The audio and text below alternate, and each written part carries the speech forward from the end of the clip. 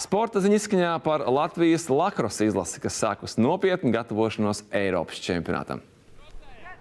Latvijas lakrosa izlase pieredzējušā trenera Dzintara Kalniņa vadībā šovasar plāno atgriezties Eiropas čempionātā un šoreiz vēlas būt konkurētspējīga komanda ar ambiciozu mērķi – cīnīties par medaļām. Mums ir iespējas uz medaļu, un zēni tikai domā par medaļu.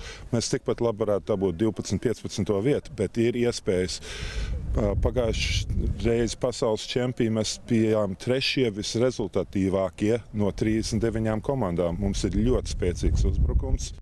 Izlase citīgi trenējas Druvas stadionā, netālu no Saldus, bet pirmais atskaites punkts treniņa procesam būs starts šonedēļ paredzētajā Berlīnes Open, Eiropas lielākajā lakrosa turnīrā, kurā startē gan klubi, gan izlases.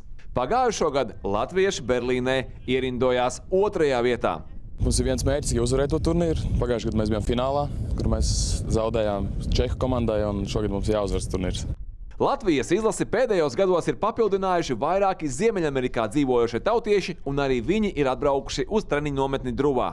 Ir jauki būt šeit, un esmu priecīgs, ka pieņēmu šo uzaicinājumu trenēties Latvijas izlasē, jo kā nekā visa mana ģimene ir latvieši, un šeit dzīvo arī mani daži radinieki.